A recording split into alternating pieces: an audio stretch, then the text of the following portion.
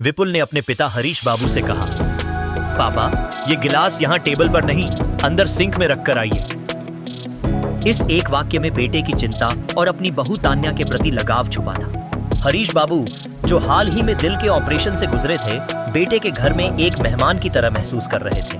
उनकी पत्नी सुरेखा जी घर की साफ सफाई में व्यस्त थीं, ताकि बहू तान्या का गुस्सा न झेलना पड़े। इस नए माहौल में सुरेखा जी को गहरी भावना का अनुभव हो रहा था, जैसे वो अपने ही घर में नहीं बल्कि किसी और के घर में रह रही। जैसे ही हरीश बाबू ने चाय की मांग की, सुरेखा जी के मन में एक चिंगारी दबी हुई थी। ठंडे मौसम में एक कप चाय तो बनती है, उनके मन में ये ख्याल आया। पर विपुल के शब्दों ने उन्हें चौंका दिया। अपने बेटे की बातें सुनकर वो समझ गईं कि अब इस घर में हर चीज मापतौल करके करनी पड़ेगी। उनके गांव के घर में वो बिना किसी रोक टोक के जो चाहे कर सकती थी, पर यहाँ उनके मन की आवाज को दबा दिया गया। सुरेखा जी का मन बेचैन था। उन्हें एहसास हुआ कि उनका परिवार अब एक और दिशा में बढ़ रहा है। हरीश बाबू की तबीयत अचानक बिगड़ने के बाद वे शहर आने को मजबूर हुए। गांव में इलाज की सुविधाएं ना होने के कारण उन्हें विपुल की शह पर शहरी जीवन का सामना करना पड़ा। अब विपुल का व्यवहार ऐसा था जैसे वो अपनी जिम्मेदारियों को पूरा कर रहा हो, पर सुरेखा जी महसूस कर रही थीं कि वो अब पहले जैसी स्वतंत्रता से बंटकर एक गेस्ट बन गई हैं। जब तान्या ऑफिस से आई तो उसकी तानाशाही और भी खुलकर सामने आई। न तो उसे सास ससुर की परवाह थी और न ही घर के कामों की। सुरेखा जी को भले ही भूख लग रही थी, लेकिन टेबल पर उनकी जरूरतें कम अहमियत रखती थीं। अब वो खुद को अपने परिवार की रसोई में भी बेगाने सा महसूस कर रही थीं। विपुल की गंभीरता और तान्या का बर्ताव दोनों ने मिलकर इस हंसी खुशी के माहौल को वजनदार बना दिया था।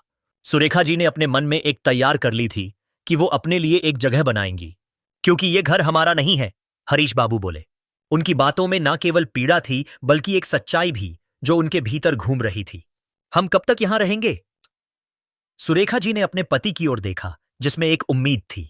क्या बेटे के घर में वो सच में घर जैसा महसूस कर पाएंगी? बेटे का घर है, हमारा नहीं। पापा, ये गिलास यहां टेबल पर नहीं, अंदर सिंक में रखकर आइए। अभी तान्या ऑफिस से आएगी तो गुस्सा करेगी। उसे ये सब फैलावड़ा पसंद नहीं है। और आप अपना ये अखबार, किताबें, चश्मा और दवाइयां भी यहां से हटा लीजिए।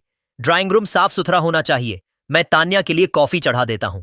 विपुल ने हरीश बाबू से कहा और अपने काम में लग गया। हरीश बाबू का अभी हार्ट का ऑपरेशन हुआ था। बेटे के बुलावे पर उसी के शहर में आ गए थे ताकि अच्छे अस्पताल में इलाज हो सके। इलाज चल ही रहा था। अभी डॉक्टर ने कुछ दवाइयां दी थीं जो समय पर लेनी थी। उनकी पत्नी सुरेखा जी तभी कमरे में आई और सारा कमरा साफ करने लगी। कहीं कुछ रह गया तो बहू कल की तरह फिर से गुस्सा करेंगी।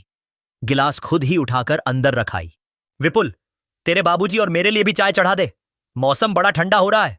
उन्होंने कॉफी बना रहे बेटे को कहा। अरे मम्मी, अभी तो आप दोनों ने चाय पी है और फिर से चाय चाहिए। थोड़ा नियंत्रण में रहना सीखिए। बार बार क्या चाय पीना और खाना। बेटे विपुल के मुंह से ये सब सुनकर सुरेखा जी भौंचक्की रह गई। वो तो बेटे के घर को अपना घर समझकर रहने आई थी, पर यहां आकर उन्हें लगा कि ये उनका घर नहीं है। वो तो यहां बस मेहमान हैं, जिन्हें 2 वक्त की रोटी और चाय भी नापतौल कर दी जाती है। अपने गांव के घर में वो जब कभी चाय पी लेती थी, मनमर्जी से कुछ भी खा लेती थी, पर यहां तो बेटे के घर में उन्हें बहुत सोच समझकर बोलना पड़ता है। मजबूरी में यहां आई थी। वो और हरीश बाबू अच्छे भले गांव में रह रहे थे। अचानक से हरीश बाबू की तबीयत बिगड़ने लगी और उन्हें सांस लेने में दिक्कत होने लगी। गांव के डॉक्टर को दिखाया, पर वो दवाई ज्यादा काम ना कर सकी। विपुल को बताया तो उसने गांव से शहर आने को कहा, क्योंकि गांव में इलाज की सुविधाएं नहीं थीं। सुरेखा जी जैसे तैसे हरीश जी को शहर ले आई। वहां डॉक्टर को दिखाया तो काफी महंगा इलाज बताया। मम्मी, आपके पास पापा के इलाज के पूरे पैसे हो तो मैं आगे बात करूं, वरना देख लीजिए, विपुल ने बिना लाग लपेट के बोला। अपने आंसू आंखों में रोकते हुए उन्होंने बेटे के हाथों में फसल से आए पूरे पैसे रख दिए। तब जाकर विपुल ने उन्हें डॉक्टर को दिखाया और इलाज शुरू करवा दिया। सुरेखा, यहां से चलो, मैं यहां नहीं रहना चाहता हूं। मेरा की यहां मन नहीं लगता। मुझे यहां क्यों ले आई? इस घर में मेरा दम घुटता है। ये बेटे का घर है, हमारा नहीं, हरीश बाबू बोले जा रहे थे। आप चुपचाप लेटे रहिए। अब ये डॉक्टर की दवाइयां मुझ कम पढ़ी लिखी को तो समझ नहीं आती है, इसलिए मुझे यहां आना पड़ा।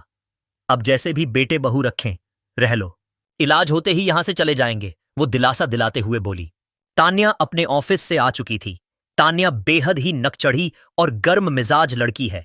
जिसे न अपने सास ससुर की परवाह है और ना ही घर की परवाह है। उसके आते ही विपुल ने उसे कॉफी दी और अपने ऑफिस के काम में लग गया। सुरेखा जी डायबिटीज की मरीज थी। उन्हें हर थोड़ी देर में भूख लगती थी। शाम हो चली थी और अभी तक रोटी बनाने वाली नहीं आई थी। उन्हें भूख लग रही थी। बहू की रसोई में सिर्फ रोटी बनाने वाली ही जा सकती थी। सुरेखा जी को वहां कुछ भी करने की इजाजत नहीं थी। सुरेखा, मुझे पता है तुझे भूख लग रही है और आज रोटी बनाने वाली नहीं आई। चल अपने घर ही चलते हैं। बेटे के घर में तो हमारी भूख प्यास और हमारी कोई कदर ही नहीं है। तभी विपुल कमरे में आता है। तान्या और मुझे एक पार्टी में जाना है।